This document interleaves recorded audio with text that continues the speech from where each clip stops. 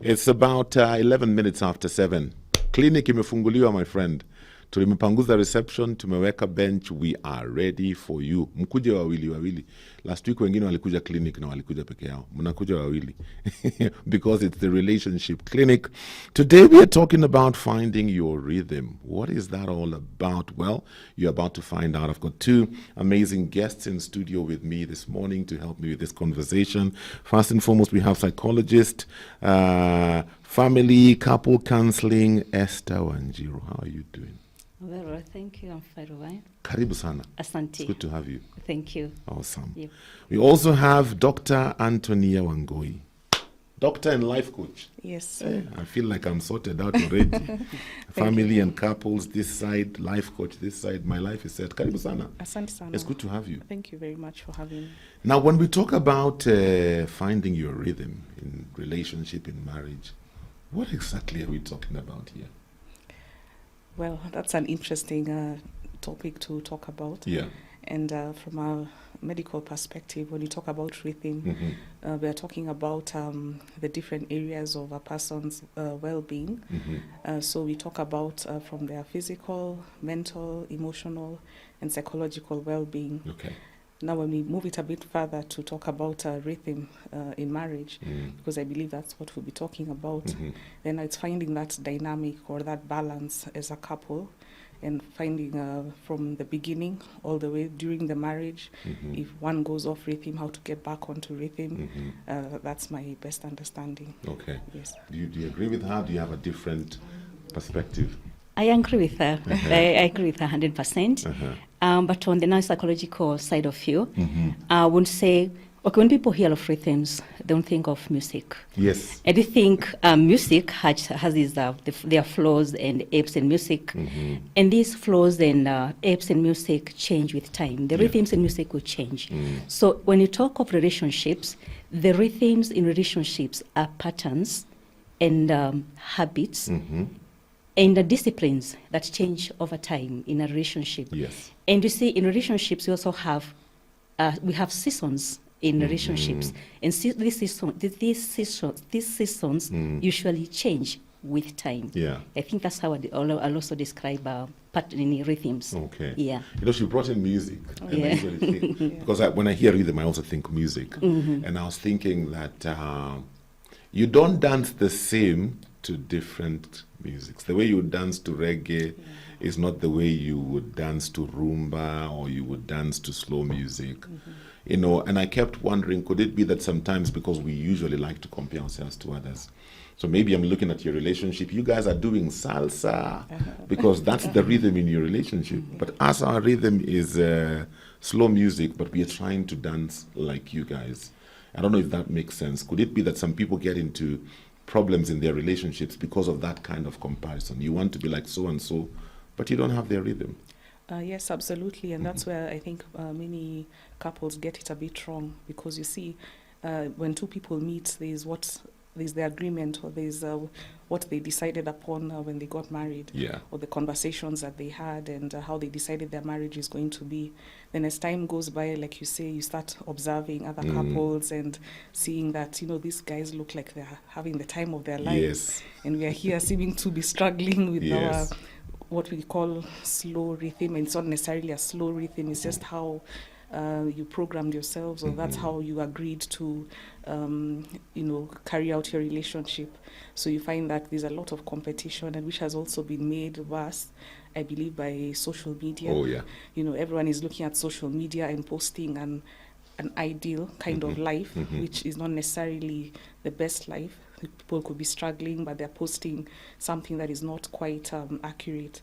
And then a couple that is probably in distress will look at these couples and see, you know, wow, they seem to be traveling all over. They are having a blast. And, you know, it just really is that they're just posting a different side of their rhythm and not necessarily the true picture. Yes. So how does a couple, how do you even determine what your rhythm is? Okay. You see, once you become a couple, when we need to understand that before you became a couple, you were alone. Then now you become a couple. Once you're married, this that beginning of life, you've started living together as a couple. So that is their patterns in that living together. Then a time comes when now you have kids. So you're busy raising children here and there. You need to change your pattern at that very moment.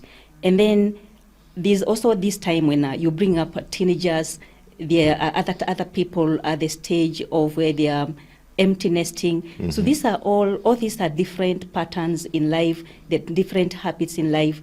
So we need to be aware where we are at, what kind of music we're dancing in, so that we create now rhythms. Now we need to change with time. Yeah, because I don't expect a couple that is in their 40s wanting to behave the way they behaved when they were in their 20s. So they'll definitely be changing. There'll definitely be changes. Yeah, but you see, sometimes we are stuck somewhere. We are stuck and we don't want to move on. So we need to come together and realize that as we grow up, as we continue maturing, we need to change our rhythms. We need to revisit and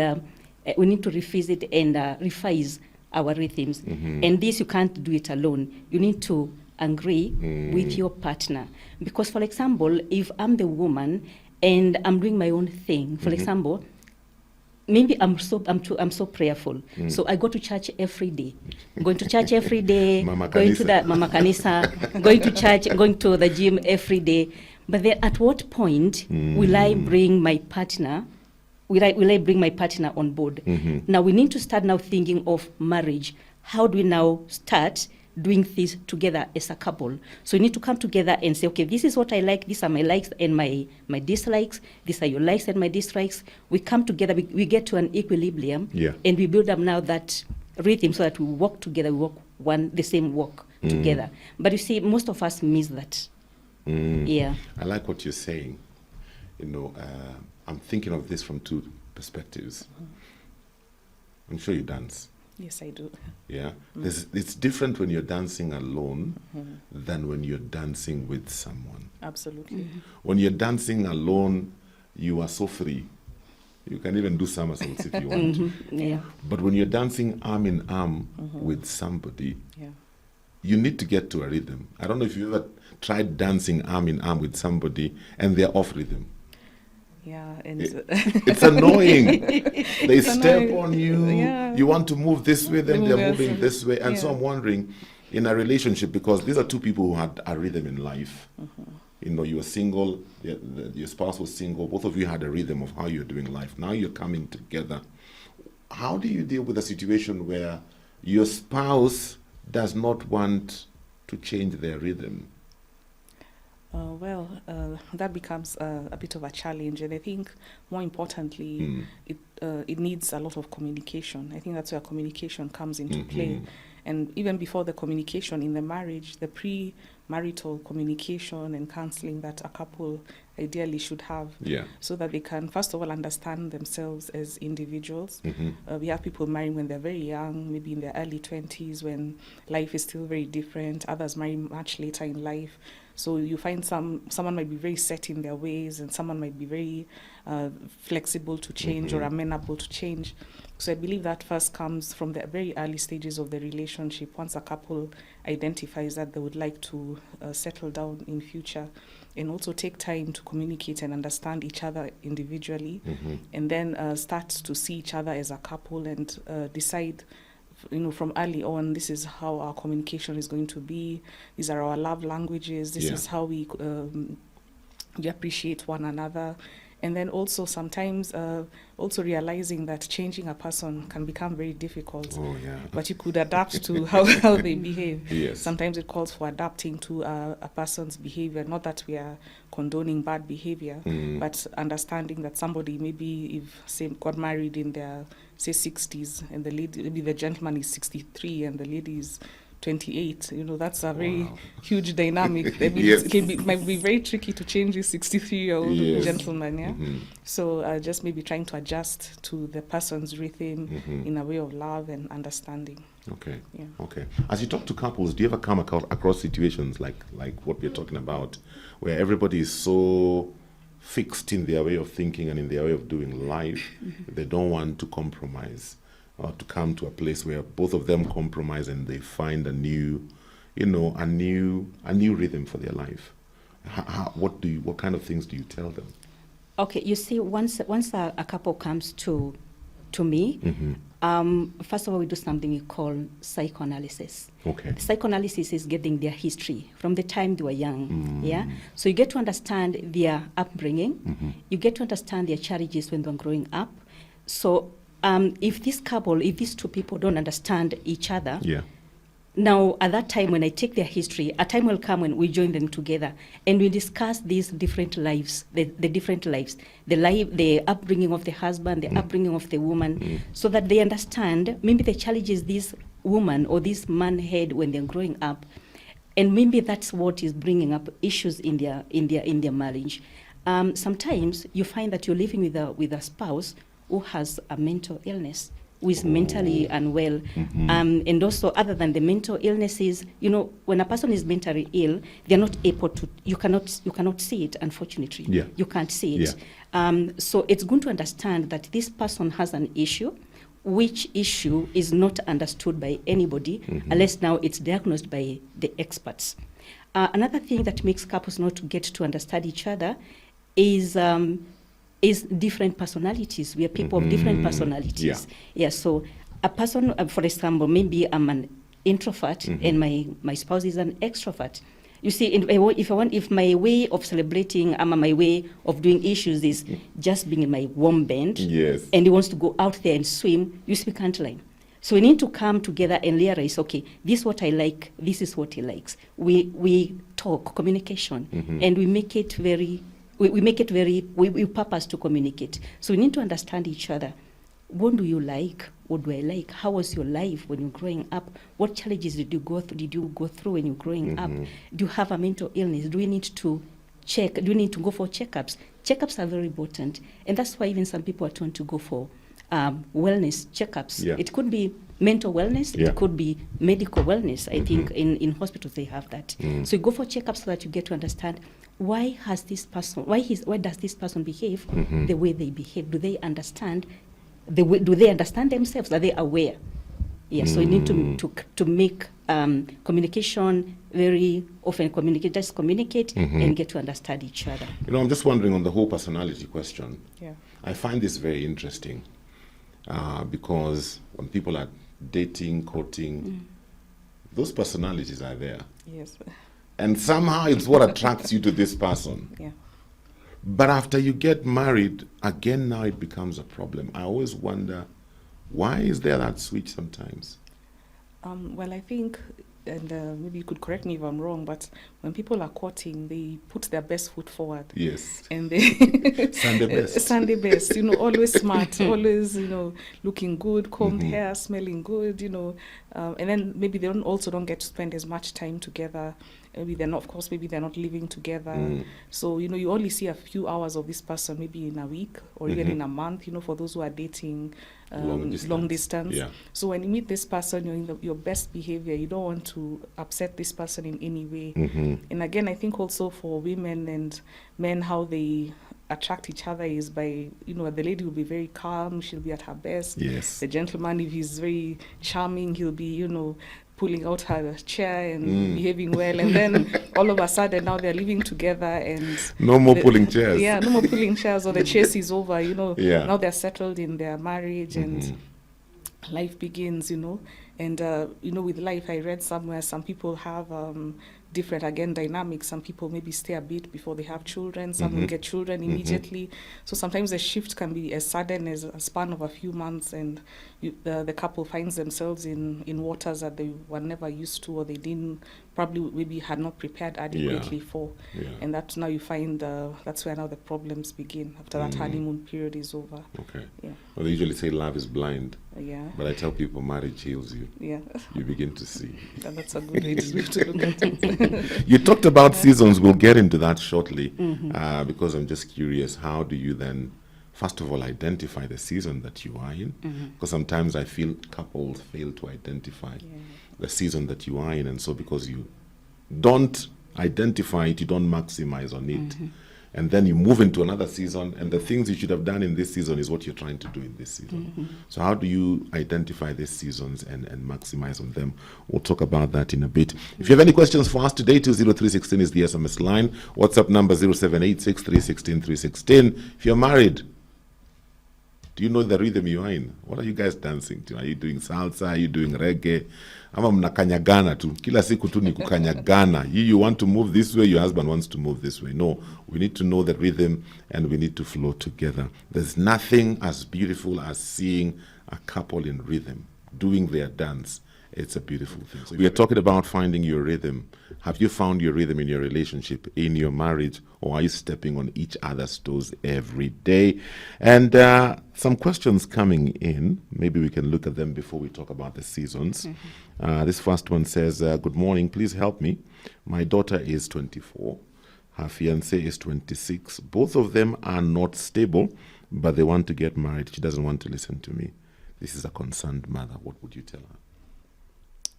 Wow, I would first want to know from the mother, why does she think these young people are not children anymore? Why does she feel that they're not stable? Is it that emotionally she knows her daughter and she feels her daughter is not ready? Is it that she looks at this young man and sees maybe he won't be able to provide for her daughter? Yeah. What are really the issues here? And also to realize that nowadays young people also, I think, mature very quickly. And also, is it that they're working towards something, like we were saying earlier? It doesn't necessarily mean that because the mother feels they're unstable, that they're necessarily unstable. They could have a very good plan for their lives ahead. And I think maybe it's good to identify really the issues. What are they? And is it something that really should make this young couple wait before they get into marriage? Yes. She's brought out a very interesting aspect, that being stable emotionally. There's a young, some young people who came to see me, they want to get married. And in just talking to them, that's the thing that came out. This guy is not yet there. Yeah. He is not yet there. So I told the guy, my friend, you're talking about getting married this year. Yeah. You're still living with your father and your mother. This conversation, we will have it again after you move out of home and you stay alone for some time. Because I don't think you are with the comma to be able to take care of yourself and to take care of somebody. And I think there's something you said earlier which I think is also important. Maybe the mother should let somebody else talk to them. Yeah. Because sometimes when young people are in love, they can also be stubborn. Yeah. I think, and then I think as parents, I think we are somehow controlling. We need to understand the different parenting styles. And maybe we are this kind of a parent that want to do everything for their children. Okay. I think it's a high time you get to understand that once one is 18, because in our country, Kenya, I think once you're 18, you're a grown-up. Okay, we don't say they marry at 18, 19, but at 18, you're considered, after 18, you're considered an adult. So it's good to realize that these two, the 26 and 24, are grown-ups, and they can make up their minds. It's good to give them that airtime to... Well, she sent another message. She said, both of them have no stable job. I think that's the issue. No stable job. Yeah. And I think maybe, they don't have stable jobs, but they're doing something towards being stable. I think they believe in themselves. And it's some time to appreciate that your kids are actually telling you that we are now ready to move out and to be on our own. I think that parents should appreciate their children. Okay. Yeah, because some of them you find some children who stick with their parents even at their 30s and 40s. Yes. So that's what she wants. And let me add, probably for me, when I got married, I didn't have a stable job. My wife didn't have a stable job either. We were just getting by one day at a time. Was life difficult? Yes, it was difficult. I keep sharing this story, and sometimes I tell young people in church, and they look at me and they're thinking, Pastor, no. I got married and I took my wife to a Mabati house. That's how we began life. Wow. A 2-roomed Mabati house somewhere in Waithaka. When it was cold, it's cold. It was cold. Yeah. When it was hot. Yeah. And life was hard. I wouldn't say that it was rosy or life was hard. But we were building something. Yeah. But life was hard. We got to a place we were kicked out of that house. Oh. Wow. Sasa ukifukuzwa nyumba ya mabati utaenda gani? Utaenda wapi? But God has been faithful. God has been faithful. So I think they need to talk more and have a conversation. What do you think about this one? I recently had a pastor say that believers who are mature and love each other don't need courtship or premarital counseling. I'm just wondering, is it safe to make such assumptions? Wow.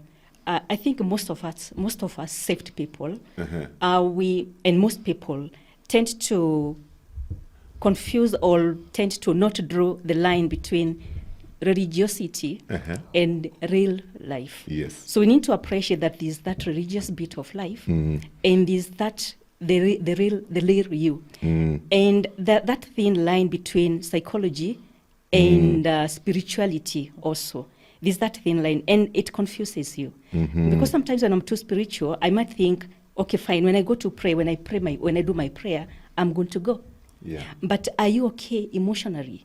We suppress our emotions because we're being cheated by our own selves that prayer is everything. Prayer, yes, comes first, but is that human being, that part of you that needs another touch? You know, we have to live life wholly. The physical, the spiritual, the spiritual, the psychological, emotionally, we need to be all set. Yeah. So we cannot ignore one and say that because I'm praying or because I'm a Christian, I'm going to go. We need psychological touch, we need physical touch, we need emotional touch. We need to be mentally okay. So all these people make up a human being. So for you to say that you cannot go, you don't need psychology or premarital therapy, I believe there are some things that a pastor will not tell you, because there are things they will not discuss in that spiritual thing, in that spiritual therapy, which is very, very important. That's the first thing, to do spiritual therapy. But then the psychologist or the doctor will also do something different, because they'll help you know about the behavior, the things that you expect, behavior change. They'll teach you about boundaries. They will let you understand that, okay, even if you're saved, you need to set clear boundaries between yourself and your spouse, between yourself and the relatives, your parents as well. You need, So I think it's good to realize that we need to be all rounded. I agree with you. Yeah. I keep saying, if you're getting into marriage, you need all the help you can get. Don't assume you know anything. I mean, talk to people who've been there. I remember one time I was part of a panel, and we were talking about divorce. And one of the ladies there was saying, Pastor, in fact, I would want you to invite me to your church.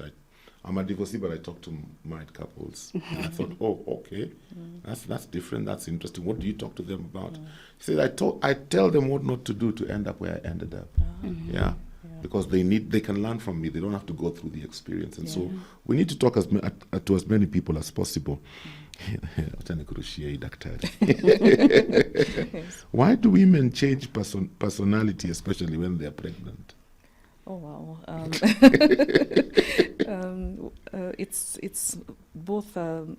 It's all rounded. It's from the physical changes. Let's first appreciate that when a woman is pregnant, her body goes through so many physical changes, and not just in her mind, but her blood system, her organs, everything is changing to try and support the new life that is within her.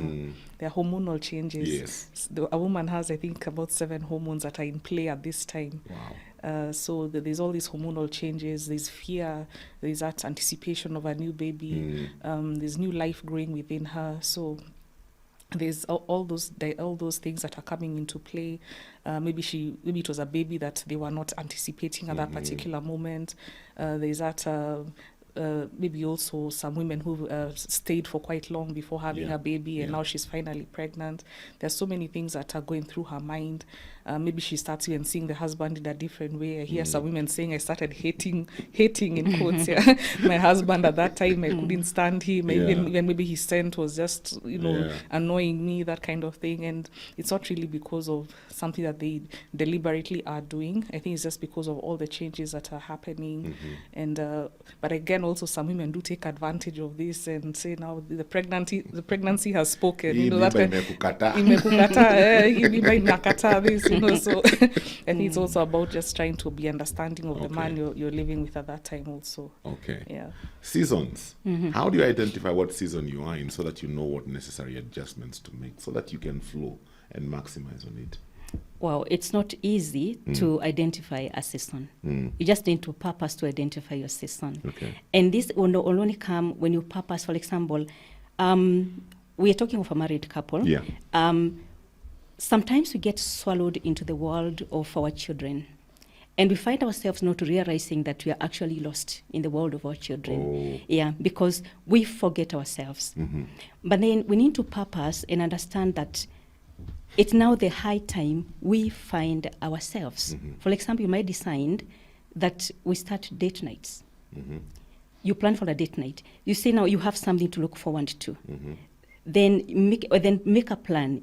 Will we have a date plan is it weekly? Or is it monthly, or is it annually? So once you've started now dating, you can start small. That's just an example. You start small. You go for a date, and you purpose to communicate, and you purpose to listen to each other. Okay. When you're listening to each other, I get to understand that men forget easily. I might say that women talk too much, but when you're listening to your woman, you give us too much information. We don't know which one to remember and which one not. So when you're listening to a human, Yeah. to your wife talking, listen carefully so that in case she asks you what you discussed, at least you're able to repeat what she said. So in these discussions, when you're going for the date nights, you make it very often, and you purpose to at least give yourselves time. That time during communication, now you'll be able to know, now we are missing out in 1, 2, 3. Either we're missing out in prayer, we are missing out in telling each person, maybe kissing someone a good night or bidding them a goodbye. We are missing out in sharing dinner together. Once you discuss, slowly by slowly, you get to know that we were lost, but now we are found. We need to find ourselves. Yeah. Okay. Yeah. I'm just curious, thinking about this. Is it possible for a couple to be in a space where you don't necessarily have a joint rhythm, but you've allowed yourself for each one to, because it feels like everybody it's a season where this one has a different rhythm, this one has a different rhythm, but we recognize that and we allow each other the space. So that you do your thing, I'm okay you doing your thing, but also understand I'm doing my thing. Yeah. That we don't necessarily have to be at a place where we are dancing the same tune, because where I'm at in my life, maybe because of career and what I'm going through, this is how it is.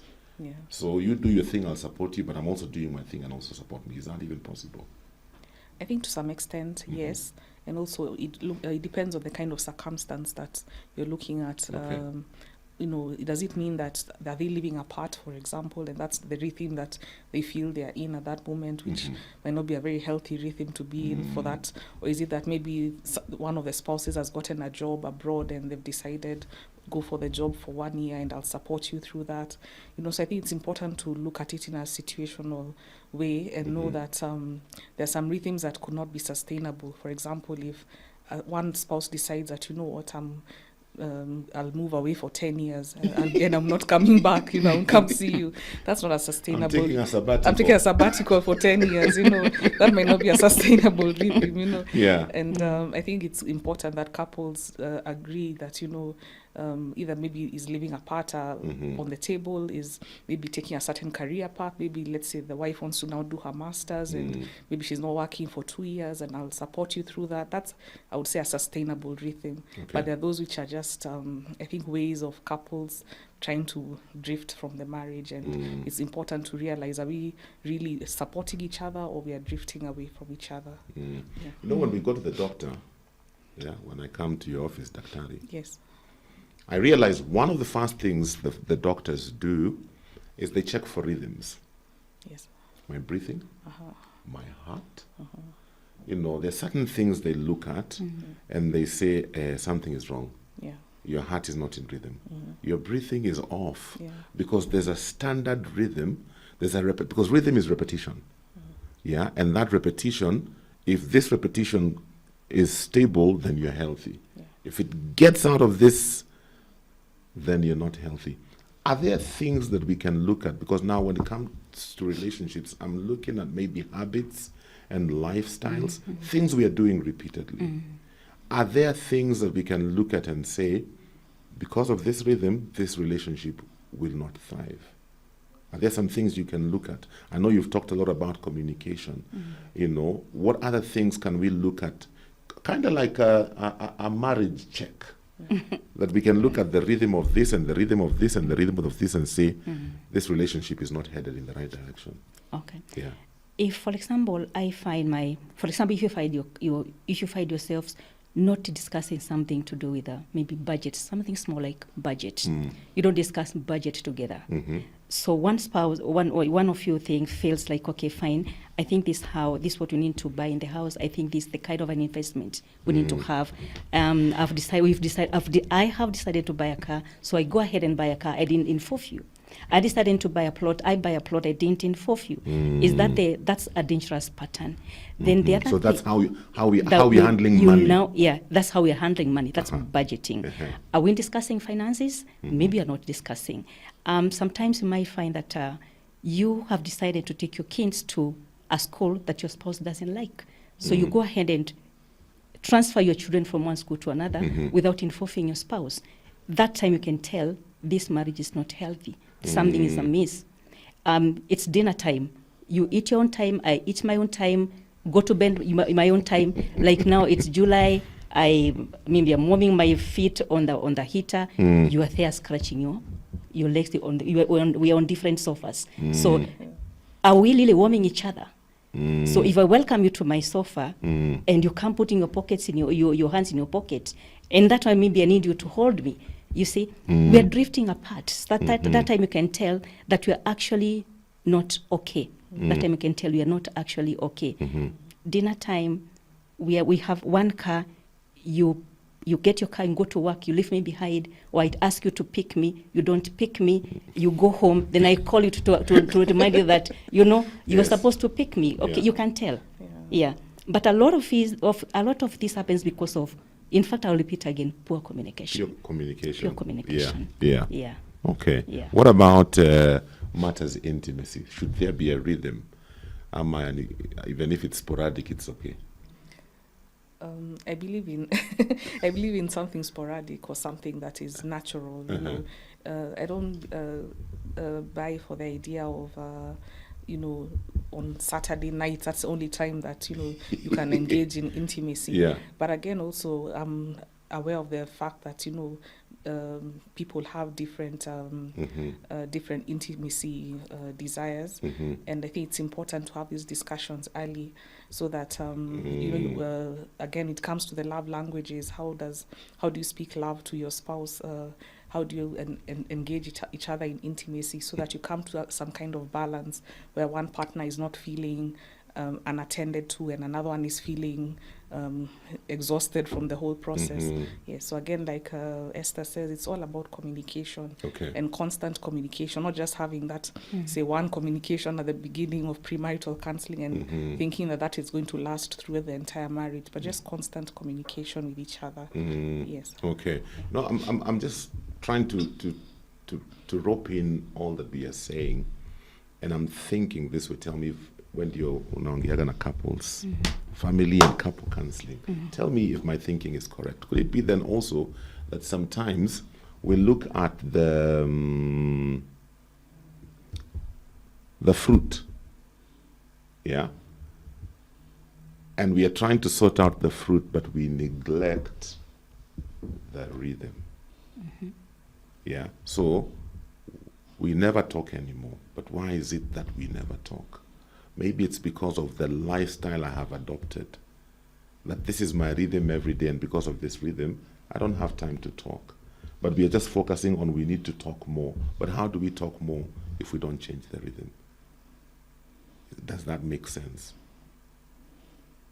And I think it doesn't make sense. If you want to talk more, but you don't want to change the rhythm, it doesn't make sense. So, and we've said it's going to realize because we have seen, for example, if intimacy has become an issue in the relationship, and that is very important in a relationship, in a couple's life, very, very important. But if it's not there, that's one thing. That's one thing idea to tell you that things are not okay. Yeah. But I need to find a way of reaching out to my spouse. How do I reach out to that? I can do maybe I do something, I change myself because I want my spouse to change. Because maybe he is the one or she is the one who is not talking to me. So, and I expect them to change, but you see that is in me. My idea is for them to change because maybe I'm willing to have the change. Yeah. But you see, you cannot change them. So it is me to change myself. I change my ways of doing things. I change my ways of behaving. And that I purpose to actually tell myself that it's my responsibility to change my ways of doing things and to check what has been going wrong in me so that my spouse behaves the way they are behaving. Because they were not like that. Because they were not like that before. Yeah. So if I What change, changed? Yeah. if I change, I believe definitely that person will change. Because human beings are wired in that they observe. Human beings observe and they change behavior with what they see, depending on what they see. Okay, maybe that's for a young child, but even in a couple, if, for example, she's not been making breakfast for me, and now she has started doing it, I will see a change.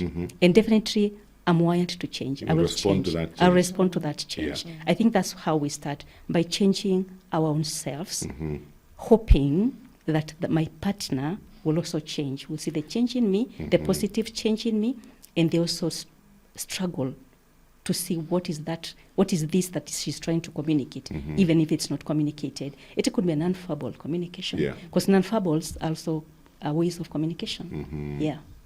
Talking about communication as we finish, because I'm thinking sometimes we wait. It's like if you have a car, there are certain sounds you can hear and that's not kawaida. The car is still moving. It will take you from point A to point B. But if you are a wise driver, you will take it for some checkup. I'm hearing like a sound, I don't know what it is. Yeah, and maybe some part is beginning to wear off and you got it in the nick of time and it is changed and you move on. So as we talk about communication, is it important also for couples to talk about some of these things instead of waiting until we get to a place where now it's disaster? The marriage cannot move on anymore. Irreconcilable differences, as people say. Is it important to have this, like checkups, where we check our rhythm? How is our communication? How is our intimacy? How are our finances? How is our parenting? How is this? What do you think? What do you feel? And then, okay, where do I need to adjust? Because I think it's easier to make small adjustments than trying to put out a fire and the whole building is up in flames. I don't know what you think about that. I totally agree with you. It's important to have these regular checks. I see some couples who do, for example, an annual retreat where they are very open and able to discuss things away from the children and in a quiet space and, having those kind of checks and balances. And then also I think another important thing would be to identify what are the triggers of your spouse, because the more a spouse is triggered, the more they're likely to change and, start exhibiting those communication challenges. So I think just through constant checks, if maybe you agree on doing an annual retreat or maybe a 3-monthly program or doing an online course, just something that will help you see if you're on the right track. Again, also having accountability partners, not just to each other, but maybe also to another couple that is maybe more mature than you in marriage, and being able to be accountable to them for certain behaviors and having a safe space where you can communicate with each other. Okay. Yeah. As we finish, because my time is now gone, as someone who talks to couples, do you ever have couples who come to you and they are not in distress? They are not fighting. They are okay, but they've come to see you because they want to make their marriage better. They want to take it to the next level. Do you ever have couples like that? And would you advise couples to do that? Not just to go see a counselor or to go see a therapist because there's a problem, but because we are fine, but we want to find out, can we take this to another level? Thank you. In fact, sometimes couples come to me. I've had several couples come to me that way. And they come and ask us, okay, by the way, you sound okay. What is it that, I ask myself, what is it that, what is happening? But you see, they come and say, okay, we want to work on our marriage. We don't want to get to a space where we are at a space where we cannot see each other one-on-one. We don't want to get there. So mostly, it's men who come to me. Oh, really? Yeah. That's good. That's good. In fact, men will volunteer, and they will come to me and they say, you know what, I would like to talk about my issue. And I say, what issue? It's not a problem. It's an issue because I want us to work for our marriage, to work on our marriage, so that we don't get to a point where we will not communicate or will not see each other. So then I ask them, okay, would you like to bring your spouse with you? Then they say, fine. So we welcome the wife. Yeah. In fact, mostly we welcome the wife. Yes. Yeah, in this therapy, and then we start the therapy together. Yeah. So it's something that is it's a nice thing to come when when you don't have issues, and that we call wellness. Yes. Like we go for wellness checkups. Yeah. We also have wellness in marital therapy, in couple therapy. We also have that, and I'm surprised men are the ones who come. That's nice. Imagine. I am encouraged. Yeah. Yeah. Men, we have been vindicated today. You know. Yeah. So, but sometimes for those who feel like there are those who feel like, okay, fine, I feel I need to work on me in our relationships. I feel I want to work on me, not for us. They will come as an individual, and we will work on that. Should they feel like want to welcome the partner, we will welcome them. Okay. Yes. That's good. Yeah. Ladies, my time is up. My producer is telling me I'm getting off rhythm. Thank you very much for coming. Thank you. Daktari, may the Lord bless you. Haya, we clinic ninafunga. Simeona daktari amemaliza, anataka kwenda kuhudumia watu wengine huko ng'ambo. Thank you for tuning in today. I pray that what we have discussed will help you have a better marriage. Have a checkup, marriage checkup. How are we doing here, and make the small adjustments as you go. Marriages are meant to stand if they're done the right way. Until next week, may the Lord bless you. Thank you for watching. Remember, subscribe to our YouTube channel so that you can get notified whenever we upload new fresh content every day. Stay tuned and enjoy fresh, uplifting content.